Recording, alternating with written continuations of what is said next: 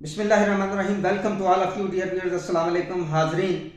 बादशाहत के दौर में बादशाह को ये फिक्र जरूर होती थी, चाहे वो कितना भी जालिम जाबर या ताकतवर बादशाह होता था, उसको भी ये फिक्र होती थी कि उसकी रियाया जो है वो उसके बारे में क्या सोचती है, उसकी राया में उसकी रेपुटेशन कैसी है, या फिर उसकी राया के सीनों में उसके खिलाफ कहीं बगावत तो नहीं पल रही, या लोग अंदर ही अंदर मुख्तलिफ किस्म की कॉन्स्पायरेसीज में मुब्तला तो नहीं उस बादशाह के खिलाफ या उस बादशाह के निज़ाम के खिलाफ। ये जानने के लिए बादशाह जो थे उन्होंने अपने नुमाइंदे, अपने जासूस छोड़े होते थे जो अवाम के अंदर रहते थे, अवाम में पेनिट्रेट करते थे और अवाम का फीडबैक हासिल करके बादशाह के दरबार तक जरूर पहुंचाते थे।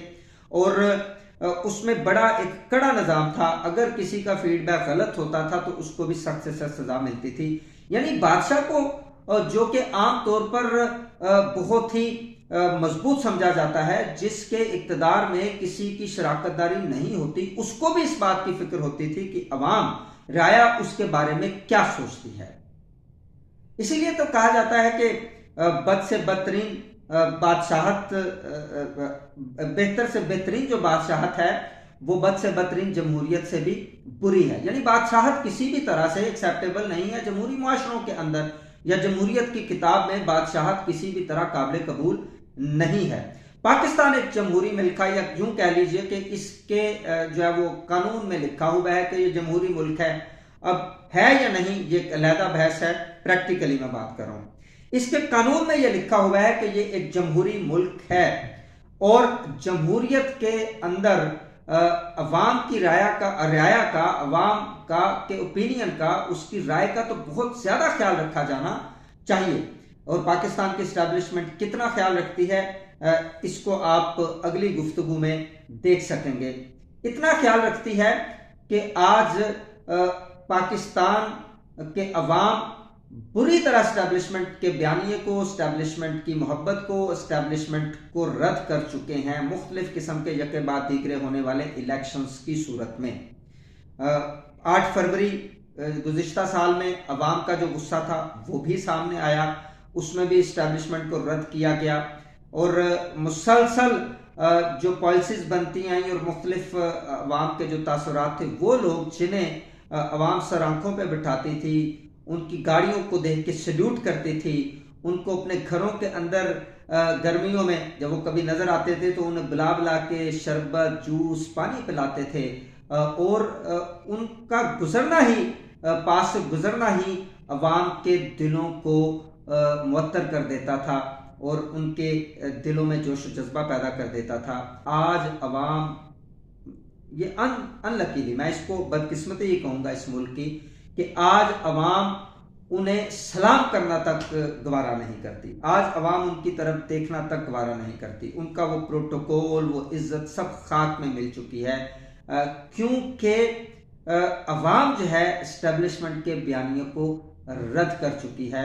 और पूरी कौम इस वक्त अगर किसी बयानिए को तस्लीम कर रही है तो वो इमरान खान का बयानिया है, वो कैदी नंबर 804 का बयानिया है, वो उस शख्स का बयानिया है जिसको एस्टेब्लिशमेंट ने किसी ना किसी तरह से जेल में डाला हुआ है, लेकिन वो जेल में बैठ के भी जबरदस्त लड़ाई लड़ रहा है एस्टेब्लिशमेंट के बयाने के खिलाफ। मैं ये नहीं कहूंगा कि वो एस्टेब्लिशमेंट के खिलाफ लड़ रहा है, क्योंकि एस्टेब्लिशमेंट बहुत ताकतवर है, इस बात को हम तस्लीम करते हैं। एस्टेब्लिशमेंट वो है जिसको पाकिस्तान के अवाम ने अपना खून पसीना निचोड़ के अपने हाथों से जो है वो इस कदर पाला हुआ है कि आज वो खूनखार दरिंदे की शक्ल इख्तियार कर चुके हैं, और उनका मुंह जो है वो किसी भी कमजोर की गर्दन पे पड़ सकता है, इसलिए वो बहुत ताकतवर है। आपकी ताकत को सलाम है, आपकी ताकत से किसी किस्म का इनकार है ही नहीं। आपकी ताकत जो है वो इस वक्त अनपैरेलल हो चुकी है, आपकी ताकत के बराबर किसी की ताकत है ही नहीं। लेकिन यहां पे एक शेर मुझे याद आया कि तुमसे पहले जो शख्स तख्त नशी था उसको भी अपने खुदा होने का उतना ही यकीन था। अगर नहीं यकीन तो लाहौर हाईकोर्ट का जो इलेक्शन हुआ 22 फरवरी 2025 में, उसको देखिए। उसमें कैदी नंबर 804 इमरान खान के हिमायत याफ्ता उम्मीदवारान जीत रहे हैं, बावजूद इसके कि आपने हर तरह की मशीनरी इस्तेमाल की, आपके जो टाइकून्स थे आजम नजीर तारड़ साहब, आसन पून साहब, और ये ग्रुप जो था वो ये बड़ा मजबूत ग्रुप था और एक किस्म का अनडिफीटेबल तस्वुर किया जाता था। इसकी नफरत भी सामने आई और दूसरी तरफ कैदी नंबर 804 की मोहब्बत सामने आई। और मलिक कासिफ ने सुमाना सदर का इलेक्शन जीत के, जो कि पीटीआई के हमायत याफ्ता कैंडिडेट थे, फर्रुख इलियास चीमा भी पीटीआई के हमायत याफ्ता कैंडिडेट थे, वो भी जीत गए क्योंकि पीटीआई फैक्टर बहुत ज्यादा इन्वॉल्व हुआ। इसी तरह नायब सदर पिंडी बार जो है उसमें भी सदर जो है वो आसन हमीदुल्ला वो भी जीत गए और खलील जनरल सेक्रेटरी बने। दोनों पीटीआई के हमायत याफ्ता कैंडिडेट थे। इस्लामाबाद हाई कोर्ट बार का जो इलेक्शन था उसमें वाजिद गिलानी पीटीआई के हमायत याफ्ता कैंडिडेट थे, वो भी सदर बन गए।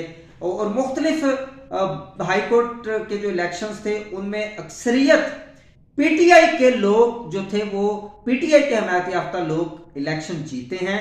और अवाम नास की जो करीम है, सिविल सोसाइटी की जो एलीट क्लास, जिसको इंटेलेक्ट के लिहाज से मैं बात कर रहा हूं, उस क्लास ने इतने बुरे तरीके से एस्टेब्लिशमेंट को, एस्टेब्लिशमेंट के करिंदों को, एस्टेब्लिशमेंट के बयानियों को रद्द किया है कि एस्टेब्लिशमेंट को अब भी सोचना चाहिए, गौर करना चाहिए, होश के नाखून लेना चाहिए, लेकिन वो नहीं लेंगे। वो कतई उन्हें सोचने की जरूरत नहीं, क्योंकि वो ताकत के नशे में, ताकत के खुमार में इस कदर मुब्तला हैं कि उनके लिए ये छोटे मोटे मसाइल नहीं हैं। और वैसे भी वो पुराने वक्त के बादशाह थोड़ी हैं कि उन्हें इस बात की फिक्र हो कि कहीं हमारे खिलाफ रियाया के अंदर कोई बगावत तो नहीं पल रही। वो बादशाह थोड़ी है पुराने वक्त के कि उन्हें अवाम नास के अंदर अपनी रेपुटेशन, अच्छाई या बुराई की फिक्र हो। उन्हें कोई फिक्र नहीं है। वो इस दौर के जमहूरी दौर के, जमहूरी मुल्क के वो मजबूत पिलर हैं, वो टाइकून हैं, वो ब्रांड हैं।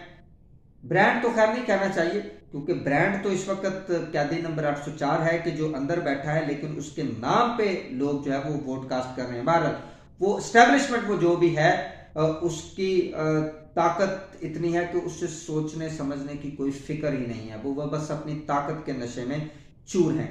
लेकिन उन्हें याद रखना चाहिए कि ताकत के नशे में परवेज मुशर्रफ साहब भी बहुत मुब्तला थे।